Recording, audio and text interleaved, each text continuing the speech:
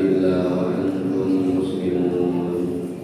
Alhamdulillah, para hadirin jamaah yang dirahmati Allah Ta'ala, sebelumnya marilah senantiasa kita panjatkan puji dan syukur hanya kepada Allah atas segala limpahan nikmat-Nya kepada kita, terutama sekali nikmat iman, nikmat Islam serta sehat afiat. Salawat beserta salam semoga senantiasa tercurahkan kepada Nabi mulia Nabi Muhammad sallallahu alaihi wasallam beserta keluarga, para sahabat dan juga kita umatnya sampai akhir zaman kelak. Amin ya rabbal alamin. Para jamaah yang dirahmati Allah,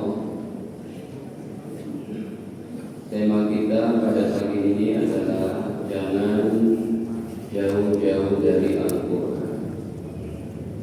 Orang yang jauh dari Al-Quran dia akan menyesal. Sebab Al-Quran merupakan kitab terakhir daripada kitab-kitab langit, kitab-kitab wahyu terdahulu. Al-Quran adalah penyempurna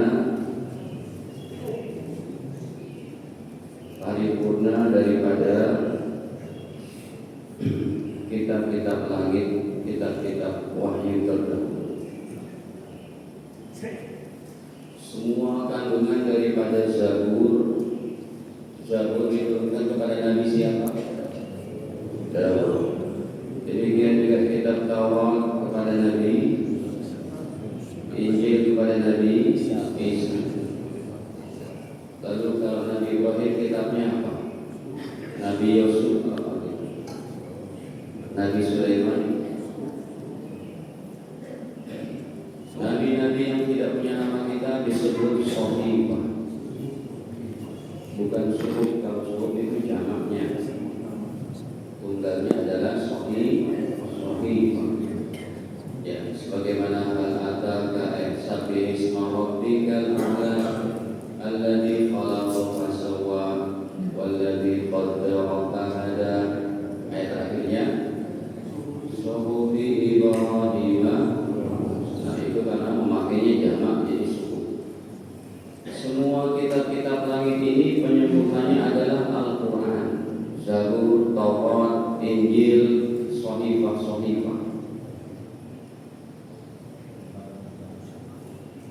Ya, lembaran atau naskah.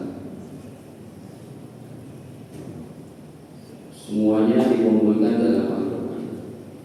Sehingga orang yang mengamalkan kitab-kitab para nabi terdahulu maka tetap disebut kafir, sensitif. Karena Al-Quran kitab paripurna, penyempurna.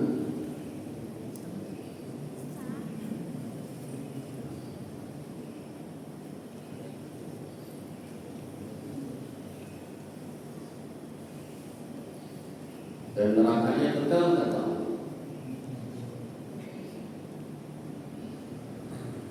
Coba kita buka dari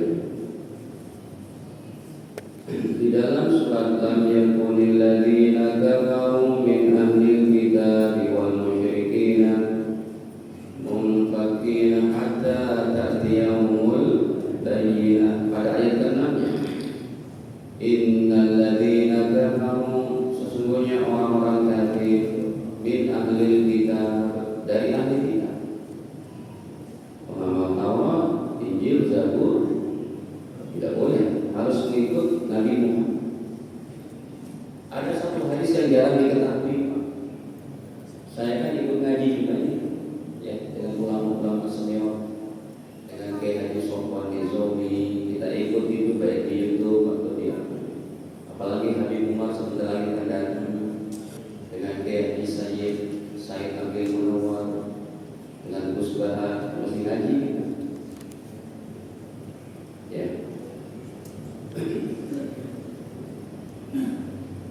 Saya kok lupa mau ngomong apa tadi.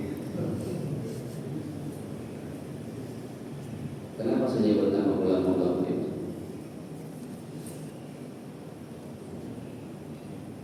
Jadi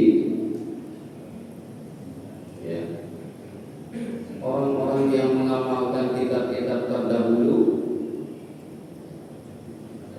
itu tetap disebut kafir dan masuk neraka selama. Karena Al-Quran kita penyebut. Oh ya, maksud saya begini.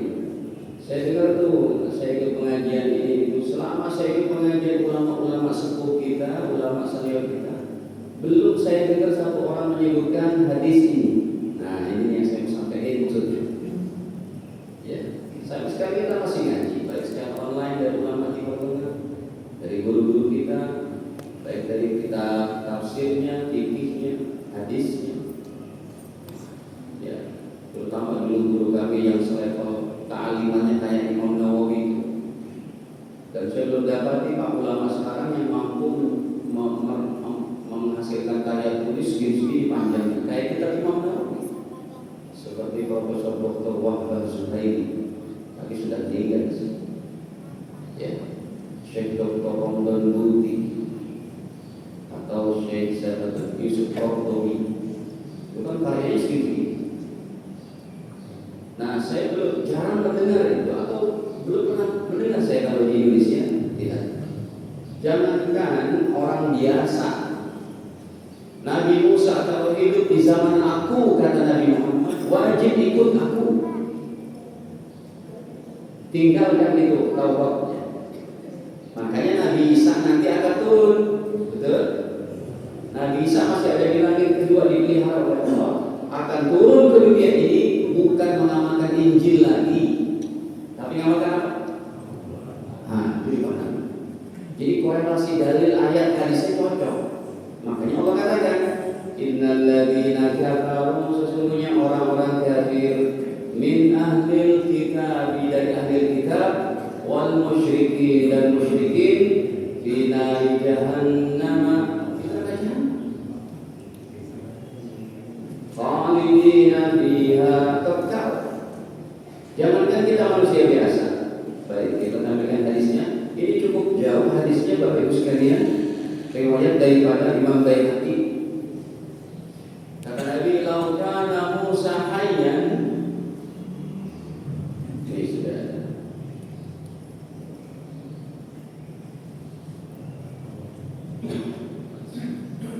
Ini gara-garanya ada sahabat yang kagum dengan kitab yang diamalkan sama Yahudi dan Nasrani. Kata Nabi, jangan kamu mengikuti hawa nafsumu seperti orang-orang bodoh terdahulu, Yahudi dan Nasrani yang sudah ada kedatangan aku dan Al-Quran masih memegang kepada kitab mereka. Laqad ji'tukum, kata Nabi, sungguh aku telah datang kepada kalian biha, dengan syariat ini, dengan agama ini, baydha naqiyah, agama yang suci, putih, bersih.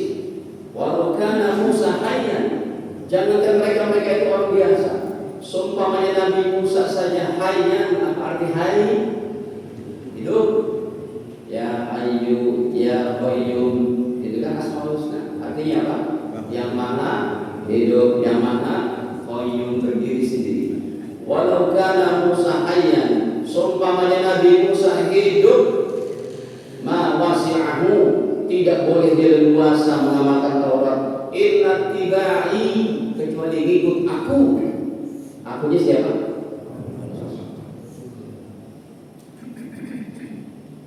Baik, kita kembali Bapak Ibu. Jadi kuat kita malam ini, pagi ini adalah jangan jauh-jauh dari Al-Quran. Ada tuh orang-orang soleh kita yang matanya udah buta, udah umur 88 tahun, 9 tahun, 90 tahun, nggak bisa baca Quran lagi, cuma bisa baca Quran yang dihafal, Yasin, Waqiah, Al-Muluk, juz 30. Terus sambil dia baca, ini orang gemar banget baca Quran. Ada orang-orang soleh kita, saya saksikan, udah nggak bisa nama itu, sholat cuma di tempat tidurnya, pipis pun tidurnya di situ, diurusi sama anak-anaknya. Orang soleh ini tetap dia baca Quran, karena udah nggak bisa baca Quran lagi sampai khatam, matanya udah nggak bisa ngeliat. Sama aku penyakit apa biasanya? Katarak. Ya. Dan beliau tidak mau dioperasi, ya sudah. Karena sahabat-sahabat senior pun begitu, masa sepuhnya pada buta, seperti Abdul bin Abbas. Siapa yang tidak kenal beliau? Keponakan Nabi, apa sepupunya Nabi dan ahli Quran dan hadisnya, beliau buta. Mungkin penyakitnya katarak itu. Nah, ada Jadi orang soleh ketika dia cinta banget sama Al-Quran, dia tidak hafal Quran, cuma dia baca terus sampai khatam. Ketika matanya sudah nggak lihat, saya saksikan habis subuh dia pegang Al-Quran, dia baca di hafal saja. Yasin Al-Quran yang hakim nagala minal mursalin, dibaca awalnya apa itu Al-Waqi'ah, idza waqa'atil waqi'ah laysa waqa'atiha kadhibah, padahal sebelum itu dibaca Tabarakalladzi biyadihi mulk sampai akhir. Nah, kalau paginya dia baca, dia sampai pegang Al-Quran, sampai diraba begitu. Kalau belum saya lihat, tadi setelah dibaca selesai, dia cium Al-Quran, ditaruh lagi. Enggak usah lihat. Itu hakikat orang dan masuk tuh. Buat pagi ini adalah jangan jauh-jauh dari. Baik, kita lanjut lagi. Al-Quran adalah kalamullah. Al-Quran merupakan kitab terakhir untuk petunjuk manusia. Ya. Al-Quran tidaklah sesuatu yang berinteraksi dengan Al-Quran pasti mulia. Contoh, Jibril alaihissalam menjadi malaikat paling afdal. Kenapa? Karena sebagai penyampai Al-Quran, beliau mengungguli daripada Mikail, Azrail, Israfil, atau malaikat-malaikat yang lebih besar umumnya dari beliau, yaitu malaikat penggotong arasy. Jadi Sayyidina Jibril itu kalau di hadapan malaikat penggotong arasy cuma setelapak tangannya doang tuh Jibril, kecil. Malaikat penggotong arasy besarnya bukan. Bumi kita aja di hadapan arasy Allah seperti kelereng di lautan yang luas. Perbandingan arasy masih lautan luas, bumi kita cuma kayak kelereng. Kayak apa itu arasy? Dan arasy dipotong sama berapa malaikat? 8 malaikat. Ya, ada itu dalam surah Al-Haqqah mal-Haqqah wa ma adraka mal-Haqqah kadzabat Tsamud wa 'adun bil qari'ah sampai ayat 17. Wal malaku 'ala arjaiha wa yahmilu 'arsya rabbika fawqahum yawma idzin samaniyah. Dan pada hari itu wa yahmilu 'arsya rabbik, arsy Tuhanmu digotong fawqahum di atas kepala mereka yawma idzin samaniyah. Pada hari itu samaniyatun, berapa samaniyah? 8 oleh 8 malaikat. Ini malaikatnya besar, penggotong arasy, tetap kalah afdal dengan Sayyidina Jibril alaihissalam. Kenapa? Sebagai penyampai Al-Quran.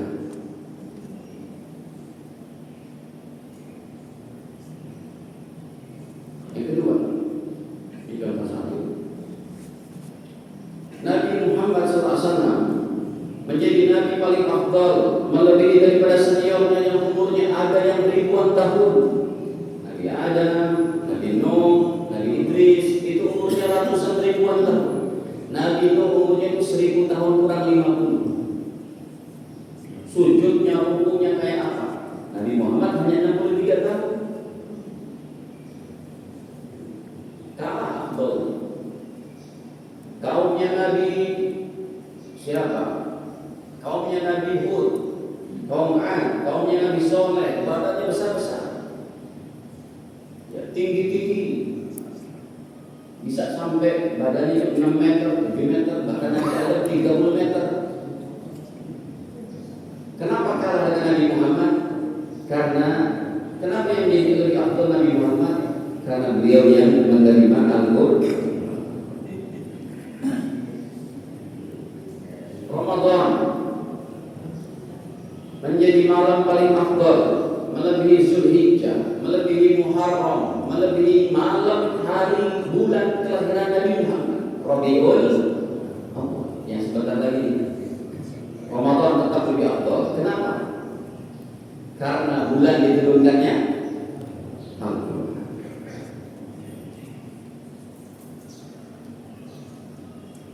360 malam dalam setahun. Allah pilih Lailatul Qadar sebagai diturunkannya. Kalau Ramadan ini berarti turunnya Al-Quran pertama kali ayat pertama sampai kelima itu di Gua Hira. Iqra bismi rabbikal ladzi khalaq khalaqal insana min 'alaq Iqra wa rabbukal akram alladzi 'allama bil qalam 'allamal insana ma lam ya'lam. Lailatul Qadar menjadi yang terbaik, menjadi yang terafdal dari 360 malam. Kenapa? Karena diturunkannya Al-Quran 30 juz.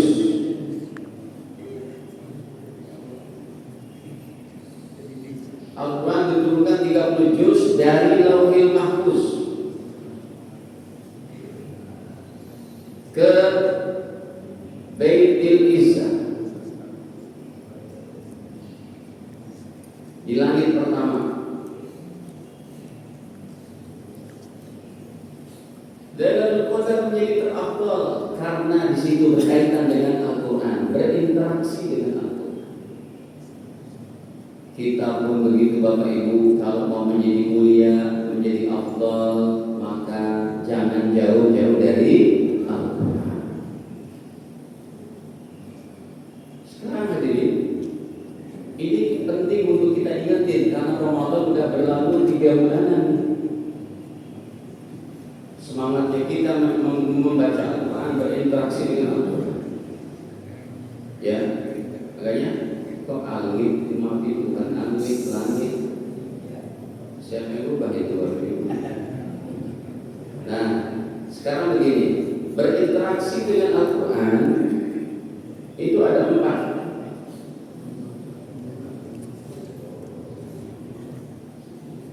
Yang pertama, Al-Quran dibaca.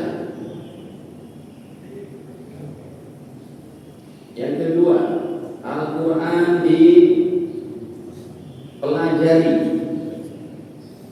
dipahami. Yang ketiga, Al-Quran diamalkan. Yang keempat, Al-Quran disampaikan.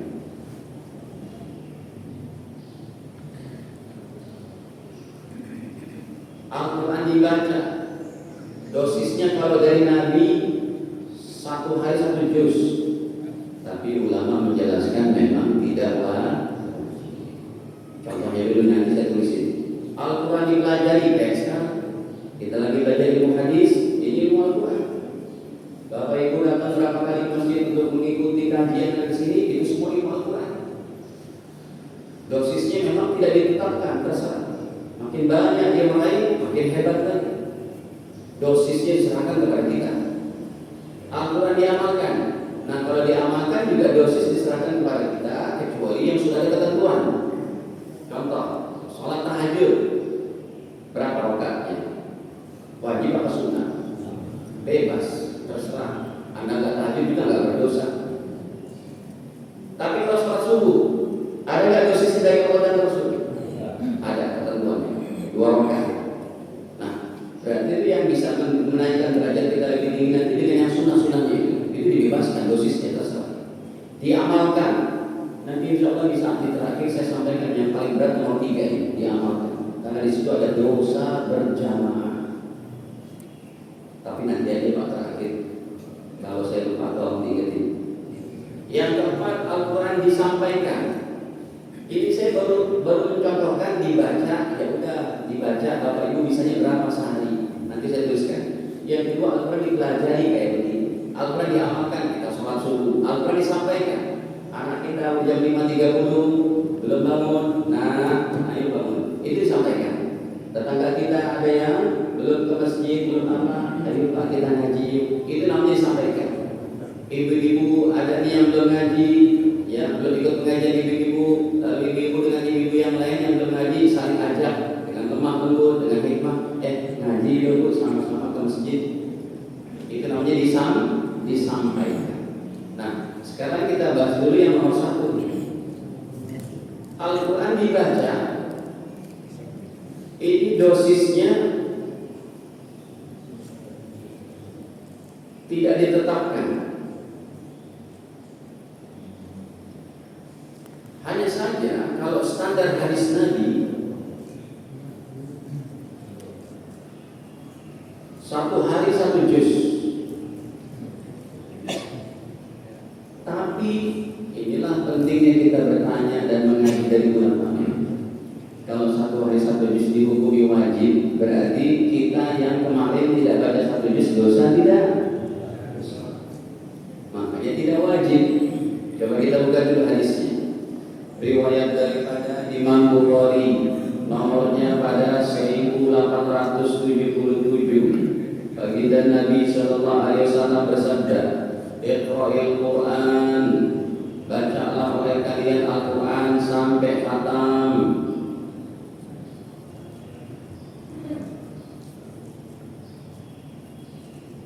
Iqra'il Quran fi kulli syahrin, kata baginda, bacalah Al-Quran oleh kalian fi kulli syahrin, setiap bulan. Setiap bulan khatam. Berarti satu hari satu juz. Ini perintah dari Nabi. Bacalah Al-Quran, Iqra. Sedangkan dalam kaidah usul fikih, al-amru lil wujub. Perintah itu untuk menunjukkan hukum wajib. Tapi ulama katakan ini bukan wajib. Kalau wajib kita yang kemarin nggak baca satu juz dosa nggak? Dosa. Berarti begini, untuk Al-Quran dibacanya itu Bapak Ibu, ya ini hukumnya apa? Sunnah. Ibu-ibu ikutin nggak Bu? Hadir. Kalau ada yang tidur di pojokan ingetin ya Bu, ditegur yang tidur biar barokahnya nggak putus. Sebab kita 1 jam ke depan nih kalau sampai selesai itu barokahnya bukan main ngaji.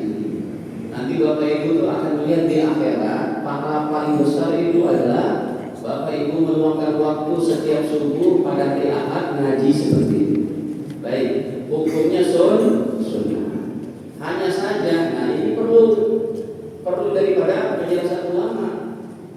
Memang satu juz tidak wajib, tapi kalau Anda pegang itu dosisnya, Anda kuat, tidak jauh dari Al-Quran, maka Anda akan menjadi orang yang terbaik sekali. Karena setiap bulan khatam Quran.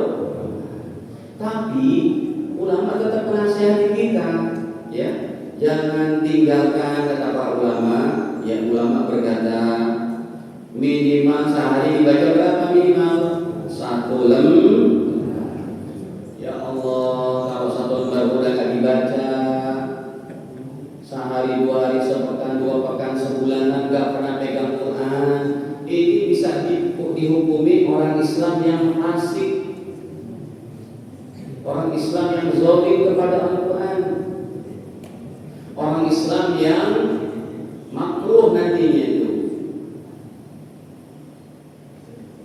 Dulu nih, ketika belum ada internet, belum ada handphone, ya para ulama menasihati begini, baca koran aja bisa tuh. Nah gitu kan. Sekarang kan koran nggak ada. Dulu saya ingat masih kayak gitu, pos kota gitu ya. Sekarang mana ada tuh. Sampai yang langgaran tuh tukangnya ngelempar aja dari jalanan tuh. Gitu kan. Sekarang nggak ada. Nah ulama tuh dulu menasihati, saya masih ingat tuh, masih kecil gitu. Ya. Koran hanya dibaca tiap hari, Quran enggak. Gitu. Nah Bapak Ibu, ini minimal sehari 1 lembar. Bapak Ibu sebelum berangkat kantor, beraktivitas habis subuh, kalau ada pengajian kayak begini, baca di 1 lembar. Pahami artinya, baca. Kalau nggak ngerti, tanya para ulama, ya. Kemudian baru beraktivitas. Berarti kalau Bapak Ibu sehari bacanya 1 lembar, ini khatamnya kapan? 1 tahun, ya Allah, jauh banget. Masa nggak kangen sih sama Al-Quran?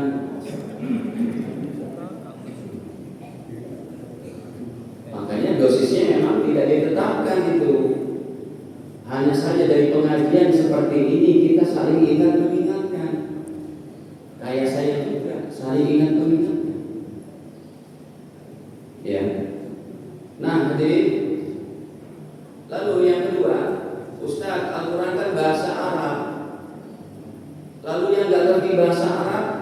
Berdosa tidak?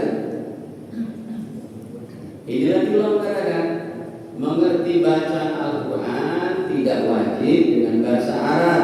Maksudnya tidak wajib mengerti bahasa Arab, tidak wajib paham, tapi wajib dua perkara.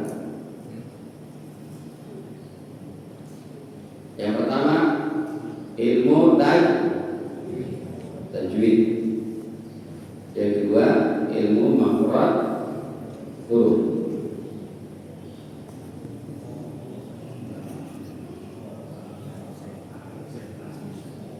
Ini yang wajib.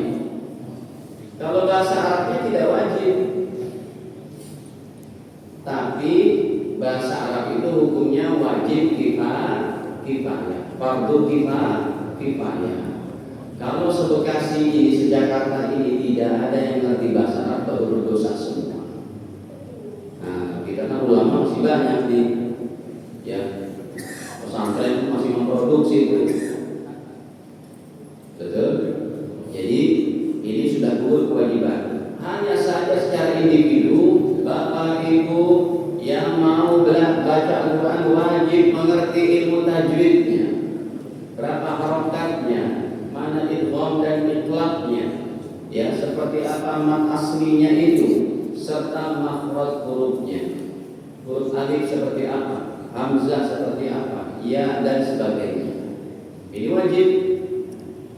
Karena Bapak Ibu, kita ini ketinggalan dari India, Pakistan, Bangladesh di tempat saya belajar. Saya kan belajar di sana selama 88 tahun, 8 tahunan saya di sana. Itu Bapak Ibu, setiap masjid itu minimal 2 saf pertama, saf kedua, satu komunitas kampung komplek kayak begini, paling tidak tuh penghafal Qurannya 20-30 orang dari Allah. Kita peradabannya masih kalah sama mereka, mundur 30 tahun kita. Saya pernah Bapak Ibu berdakwah sampai pegunungan Himalaya, udah di atas 6.000 mdpl. Gunung-gunung tertinggi itu kelihatan, Gunung Nangka Parbat, Gunung Kitu, Mount Everest kelihatan itu. Jaket saya tebalnya 5 cm, Pak, karena emang masyarakat kita ngirimnya ke sana. Udah gitu ketemu saya salah satu kampung, cuma 50-60 kepala keluarga, masjidnya lewat kecil, penghasilannya cuma dari bertani, ya, dan semacamnya. Kalau anak mudanya ada yang pergi ke kota, ke Karachi, Islamabad untuk bekerja. Tapi di masjid itu imamnya, muazzinnya hafal Quran di atas. Nah, di Jakarta Bekasi memang baru lagi, Pak. Di sini imamnya hafal Quran. Imam hafal Quran.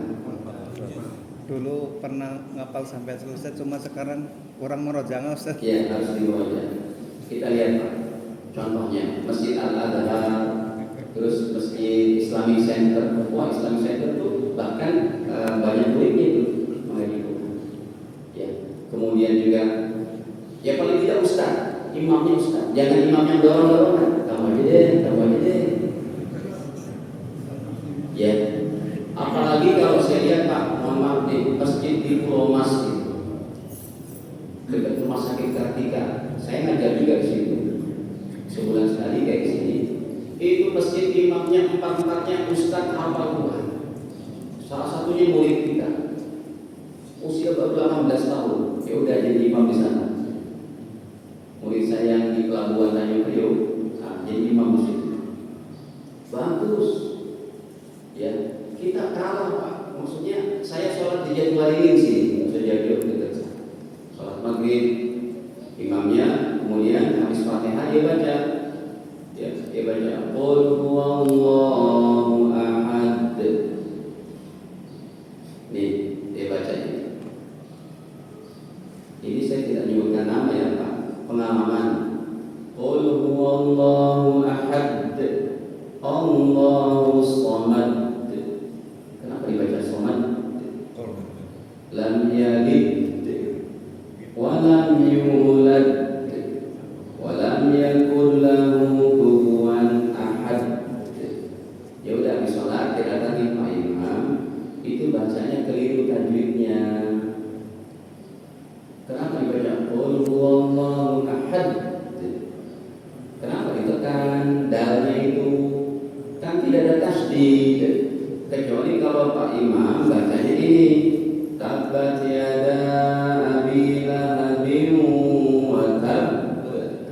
Betul, karena ada apa? Tasdid. Jadi kalau baca Al-Ikhlas, Bapak Ibu jangan ditekan. Qul huwallahu ahad. Diringankan saja. Qul huwallahu ahad. Allahus samad. Lam yalid wa lam yulad. Ada lagi imam. Ini masjid di kompleks saya pula. Kompleks saya itu ada 4 masjid. Salah satu imamnya Qul huwallahu ahad. Allahus samad. Pol-polannya nggak ada. Yang tadi ada, tapi ditekan lebih dahulu. Itu tetap keliru. Harus belajar. Beda sama ustaz sama para hafid Quran. Ya. Ini yang gampang-gampang aja deh. Apalagi kalau ada masalah yang tajwidnya perlu lebih detail. Contohnya, kalau ini kan Bapak Ibu susah mengantara ini khusus para ustaz yang ngerti. Ya, coba dengar. Wadduha wal laili idza saja ma wadda'aka rabbuka wa ma qala. Salah tuh. Salah di mana?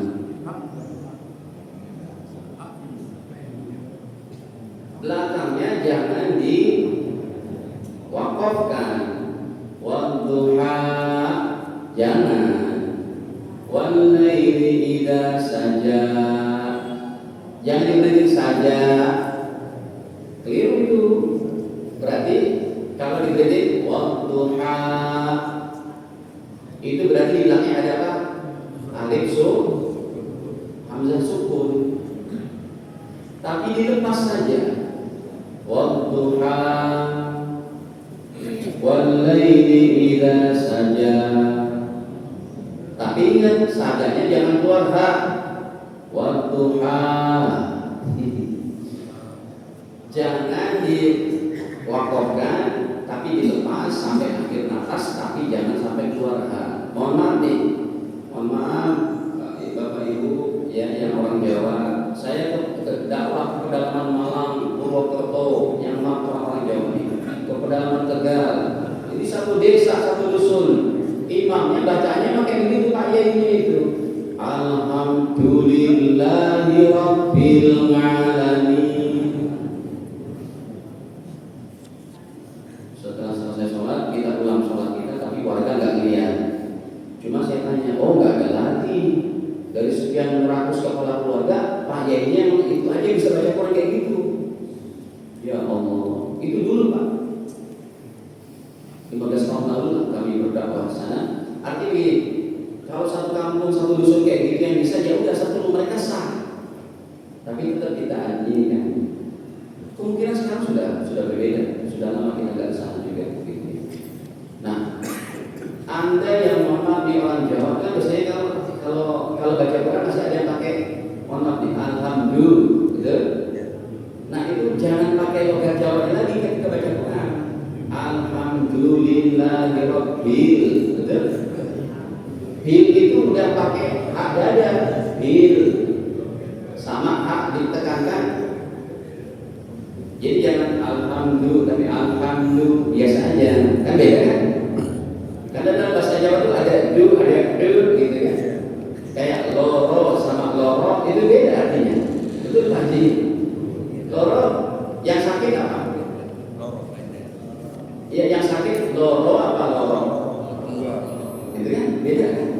Bahasa Jawa ini beda, apalagi bahasa Quran. Ya. Baik. Nah hadirin, apalagi ini saya mau ingetin satu lagi. Ini isyraq jam berapa? 10 menit lagi. 6. Ini Bapak Ibu di Indonesia termasuk kalau ini termasuk para ustadz nih. Karena baiknya memang kita ngambil ilmu Al-Quran, ilmu tajwid dari ulama-ulama Arab yang lisannya bahasa Arab, terutama untuk pengucapan huruf kha. Nih, innal ladzina kafaru min ahlil kitabi wal musyrikina fi nari jahannam. Lihat. Biasanya kita ucapin kha pakai ngorok, betul? Kho, betul? Coba sebutin. Kho, gitu kan? Ada gitu kan? Itu keliru.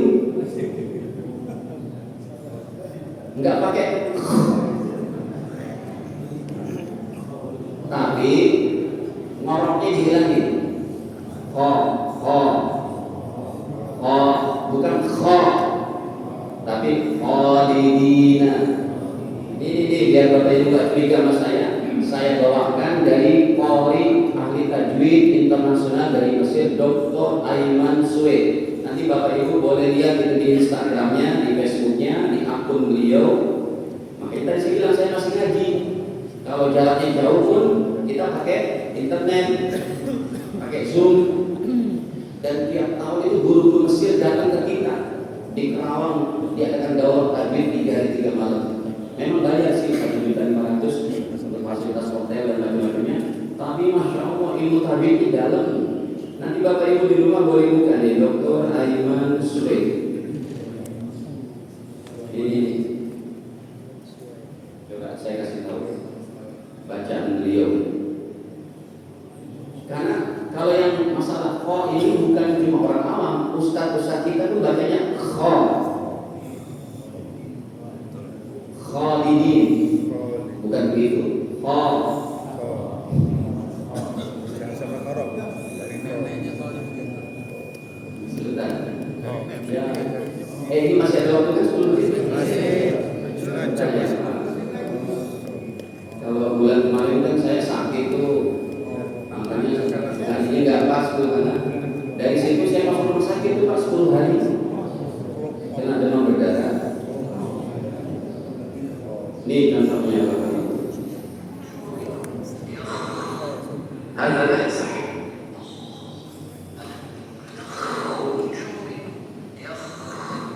Hal-hal yang sahih.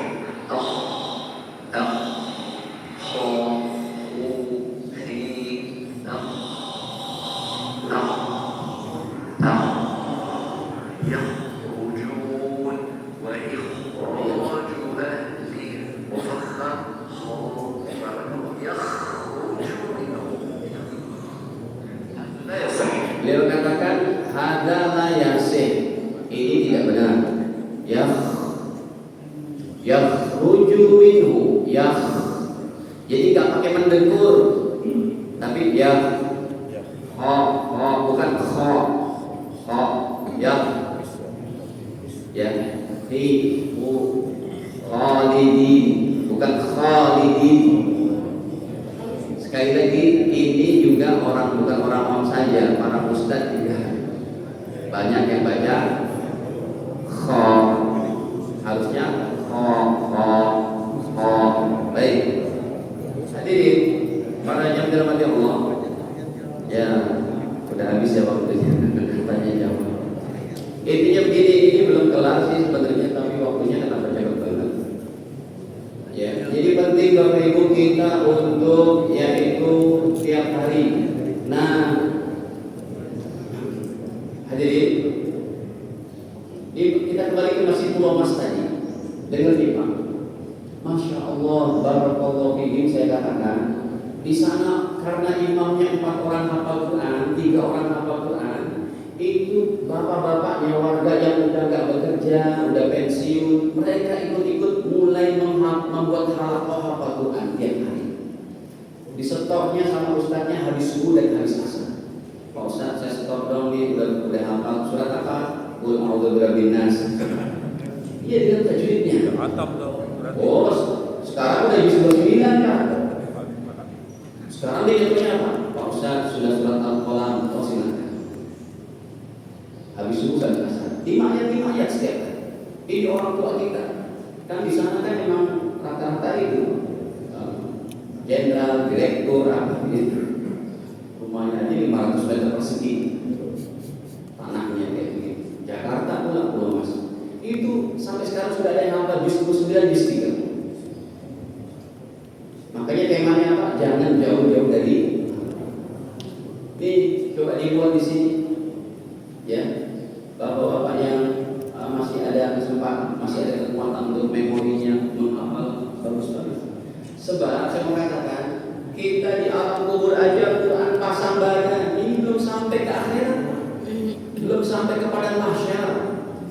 Dikubur aja Al-Quran, kata Imam Ibnu Katsir dalam riwayat beliau. Ada seorang yang memang dia berdosa, mungkin bisa disiksa karena ghibah, ngomongin orang, karena namimah, ngadu domba, karena menzalimi orang lain, karena pernah dia kencing tidak beres, mungkar nakir datang, sini kamu, kepada si jenazah, saya gebuk kamu, saya pukul, tapi tiba-tiba ada yang tampil, jangan, loh, kamu siapa? Kenapa kamu datang sini? Saya surat tabarok yang dihafal. Kalau kamu pukul, saya juga kesakitan. Kamu siapa? Kalamullah, kata mungkar nakir, kami tidak berani memukul kalamullah. Itu belum sampai di akhirat, Pak. Ayat yang kita hafal akan merengek-rengek di hadapan Allah. Jangan kau siksa ya Allah, jangan kau pukul dia ya Allah. Saya ada dalam hatinya. Makanya jangan jauh-jauh dari Al-Quran. Terakhir Bapak Ibu, sebelum kita tanya jawab, saya dengar terakhir pesan Habib Umar bin Hafiz. Ini ulama yang memang saya sangat mengaguminya, Pak. Dari akhlaknya, nggak pernah marah kepada orang yang bilang ini bid'ah, apalagi mohon maaf Pak. Ya, zaman sekarang ada yang bilang sadaqah ala bilang begini nasabnya, Bapak Ibu jangan ikut-ikutan. Itu orang yang nanti bisa kepada kekufuran itu berkata menghinakan nasab-nasab kayak begitu. Seyogyanya tesisnya itu tidak disebarluaskan kayak begitu, tapi internal para ulama saja. Sekarang apa? Orang-orang awam yang sholat baca Qurannya yang benar, menghina daripada Sadaqah Alawi, menghina Habib Ali, menghina daripada Habib Imam Haddad dan macam-macam. Innalillah. Mereka ibadahnya aja tiap malam itu paling enggak 100 rakaat tahajudnya. Yang di medsos menghina itu siapa? Kan ada 5 sedang marah kan? Tuh pulang ke Yaman, pada Yaman gimana? Mereka anak ibu berdiri juga. Ibunya orang Sunda, orang Jawa. Bapaknya memang yang ada darah Habib. Udah kita gak usah ikut-ikutan. Kita jadikan hati kita bersih. Habib Umar dicelak kayak begitu pun beliau tetap mendoakan kasih hidayah. Makanya saya pakai ini kata-kata beliau. Beliau berkata begini Bapak Ibu. Hadirin, kita akan ditanya di hadapan Allah nanti di akhirat. Bapak fulan, ibu fulan, anak-anak kalian berapa? 5 ya Allah, 6 ya Allah. Adakah salah satu yang bisa saya banggakan? Emang kenapa ya Allah? Yang pertama dokter ya Allah, yang kedua insinyur, yang ketiga pegawai, yang keempat pedagang besar, sukses semuanya ya Allah. Yang saya banggakan adalah yang kalamku ada dalam hatinya. Hafal Quran 30 juz. Tidak ada ya Allah. Tapi kalau anak kita menjadi anak yang soleh, insya Allah tetap membawa kebaikan. Tapi yang mutlak diinginkan oleh Allah paling tidak dari 6 dari 5 anak kita 1 menghafal, 1 jadi ulama. Kalau sekarang kita kadung paling enggak cucu kita.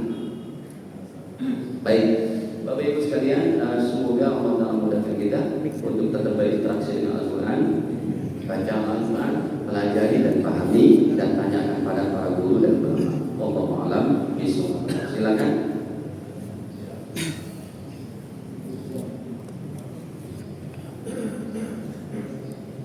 Ada yang tanya kan? Iya.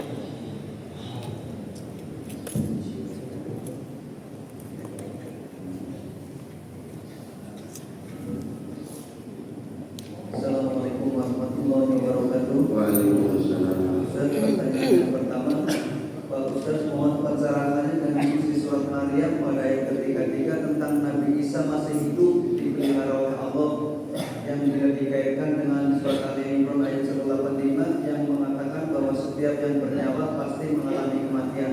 Terima kasih. Iya, tidak ada pertentangan di antara 2 ayat ini, karena nanti Nabi Isa juga akan meninggal dunia dan kuburnya di samping kuburan Nabi di Madinah. Makanya di kuburan Nabi di sini kosong 5. Di kuburan Rasul di sini kosong. Di sini Sayyidina Abu Bakar, di sini Sayyidina Umar. Yang kosongnya itu untuk Sayyidina Isa bin Maryam. Akan mati juga. Kullu nafsin. Jadi matinya nanti. Silakan. Yang kedua. Pertanyaan selanjutnya, Ustaz, hadis riwayat Baihaqi nomor berapa? Jangan jauh dari Al-Quran. Itu bukan riwayat Imam Baihaqi, itu tema dari saya. Saya tidak bilang hadis. Itu quote. Apa sih quote? Kata-kata pengingat lah. Ya, itu bukan hadis. Kalau hadisnya banyak yang mau saya sampaikan kan waktu ini nggak cukup. materi. Ya, gitu ya. Itu bukan hadis. Yang ketiga, Ustaz, apabila jika punya Al-Quran di rumah tapi tidak pernah dibaca, dipelajari, apa konsekuensinya Ustaz? konsekuensinya hadis riwayat Imam Ibnu Abi Syaibah nomor 30.054 nih. Nabi bersabda, Al-Quran syafi'u syafa'.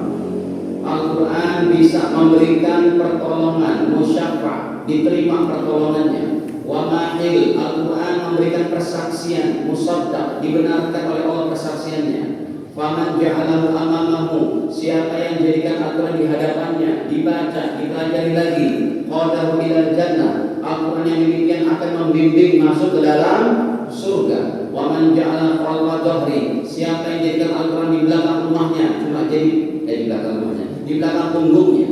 Siapa yang jadikan Al-Quran di belakang punggung, dan arti di rumahnya Al-Quran enggak pernah dibaca, dibuka, ditelah, dipelajari, kata Nabi, qadahu ilan nar, Al-Quran yang demikian akan menjerumuskan orang ini masuk ke neraka. Ada konsekuensi itu. Makanya jangan jauh-jauh dari. Silakan. Ustaz, agama Sobiin kenapa masuk dalam kategori padahal tidak ada Nabi dan syaratnya kitabnya? Iya, agama Sabiin itu adalah agama yang maksudnya bukan orang-orang Sabiin adalah orang-orang yang dia mengikuti fitrahnya saat itu, ya, ataupun mengikuti agama pengajaran para malaikat. Mereka dimaafkan dosanya, mereka diberikan kemaafan. Kenapa? Karena memang ketidakadaan Rasul yang datang kepada mereka. Kayak orang-orang di pedalaman Irian Jaya atau Papua New Guinea ataupun di hutan Afrika yang enggak pernah datang seorang dai pun, seorang muslim pun, enggak pernah mereka ke pasar, ke toko ataupun ke kota besar, enggak pernah dengar nama Islam. Itu orang-orang yang nanti diampuni dosanya, enggak kena siksa. Pertanyaan selanjutnya, apa hukumnya sudah angkat takbir masih ada yang pakai siwak? Sudah Angkat takbir tapi masih ada yang pakai siwak. Memang dalam hadis Sahih Muslim Nabi bersabda, ya, bahwa bersiwaklah kalian sebelum sholat. Jadi ada dua hadisnya, versinya sebelum wudu sama sebelum sholat. Itu diamalkan seluruh ulama, termasuk oleh Imam Sudais. Bapak Ibu lihat Imam Sudais kemarin ketika ngimamin Idul Adha kemarin, yang jamaah haji masih di mana, di Arafah, di Mina gitu. Beliau ngimamin itu siwaknya sebelum beliau takbir, siwaknya masih nempel di gigi. Lihat aja di YouTube-nya. Itu yang diamalkan. Kata Nabi, bersiwaklah sebelum sholat. Yang kedua, bersiwaklah sebelum berwudu. Hanya saja saya memandang bersiwak sebelum menggosok gigi sebelum wudu itu lebih baik. Khawatirnya gini, kan Imam Sudais sendiri kemarin saya lihat sendiri pakai apa tuh? Pakai kayu siwak. Jadi sebelum, kalau ada orang yang sensitif, dia bertakbir gitu ya, sebelum takbir dia pakai siwak. Itu kayunya takutnya ada yang nempel di gigi. Allahu Akbar. Sehingga dia sholat gak khusyuk gara-gara mengeluarkan kayunya tadi yang masuk ke mulutnya. Makanya saya lebih cocok yaitu bersiwaknya sebelum berwudu. Itu lebih bersih. Mohon maaf nih, ada orang yang mungkin dia baru masuk Islam, baru kenal Islam, ada orang bersiwak kayak gini langsung dikantongin. Itu kan gak higienis gitu. Ada yang bilang kayak gitu. Ya udah, karena hadisnya ada dua, yaitu yang pertama sebelum sholat, yang kedua sebelum berwudu. Terus ada lagi pertanyaan terakhir Ustaz, tentang Habib yang sedang ramai dibicarakan, bagaimana hukumnya bila kita menolak para Habib atau tidak mengakui keberadaannya? Ya itu tadi saya katakan, ya, hindarkan perkataan ini, jangan sampai ikut-ikutan masalah itu. Kenapa Bapak Ibu? Karena ini ulama dunia sudah berkomentar, termasuk daripada imam besar di Mesir, Syekh Ali Jum'ah, Dr. Usama Azhari, ataupun Syekh Ahmad Thayyib yang kemarin datang kemana? Ke Indonesia sepekan lalu. Semua ulama berkata, sadaq alawiyah itu nasabnya nasab mulia, bersambung kepada Nabi SAW dengan ijma' para ulama. Imam Alawi, anak daripada Imam Ubaidillah. Beliau anak daripada Imam Ahmad Al-Muhajir. Beliau daripada anak Isa Ar-Rumi. Beliau daripada anak yaitu Muhammad Bagir. Beliau anak daripada Ali Al-Uwaidi. Beliau anak daripada Ja'far Shadiq. Beliau daripada anak Muhammad Nagib. Beliau daripada anak Imam Hussein. Beliau anak daripada Ali Zainal Abidin dulu, baru Imam Hussein. Imam Hussein adalah anak daripada Sayyidah Fatimah binti Rasul. Atau tadi balik ya, Muhammad Nagib dulu, baru nanti Muhammad Bagir, Ali Zainal Abidin, baru Hussein, baru Fatimah. Itu ijma para ulama. Kita jangan ikut-ikutan. Makanya kepada orang yang punya tesis di Banten itu, kita tanya begini, hadirkan kitab sezaman dari nasab yang Anda mencacak nasab Ba'alawi. Hadirkan ulama-ulama sezaman yang mereka mengatakan mana kitab sezamannya. Tidak ada. Guru-guru kita dari tahun 900 1000 Hijriah, selevel Imam Ibnu Hajar Haytami, Imam Sayuti, selevel Imam Syafi'i, semua berkata bahwa ini adalah nasab mulia. Ataupun Syekh Jabiri Al-Murtadha Al-Hafiz, pensyarah Ihya Ulumuddin yang kitabnya sampai segini, semua berkata nasab Sadah Ba'alawi adalah mulia dan sampai kepada Rasul. Intinya kita jangan ikut-ikutan kayak gitu. Dan sekalipun nanti tidak terbukti nasab itu, kalau hati ini baik kan tetap enak. Sampai kata-katanya tadi apa? Ulangkan ke negeri Yaman. Ini kan repot banget. Bapak Ibu lihat sejarah kita. Bung Karno itu ketika mau mengumumkan proklamasi, siapa yang ngasih ide supaya dibacakan tanggal 9 Ramadan? Itu Habib Ali Kuitang. Lalu rumah di Pegangsaan Timur nomor 56 itu rumah siapa yang dipakai? Rumahnya daripada Syekh Umar Martak, orang Yaman, pengusaha Yaman, keturunan Yaman maksudnya. Beliau yang memberikan rumahnya itu. Pegangsaan 56, rumah untuk proklamasi itu kan? Kita nggak pernah kasih. Saya ini nanya langsung kepada Pak Yusuf Martak yang jadi keponakannya. Pak Yusuf, itu rumah di Pegangsaan sebenarnya rumah orang tua Anda atau paman? Enggak usah, itu paman. Paman saya itu Umar Martak, saudara ayah saya. Itu orang Yaman. Mereka keturunan Yaman, tapi memang sudah menjadi anak ibu pertiwi, sama-sama membangun Indonesia. Kita bersihkan hati aja Pak. Ya, jangan sangka buruk dan macam-macam. Yang kita sangka buruk itu para wali-wali Allah berat. Ini saja yang dapat kami sampaikan. Kekurang melibatkan kita akhiri sama-sama dengan kata majelis subhanallah wa bihamdihi asyhadu an la ilaha illa anta astaghfiruka wa atubu ilaik. Wassalamualaikum warahmatullahi wabarakatuh.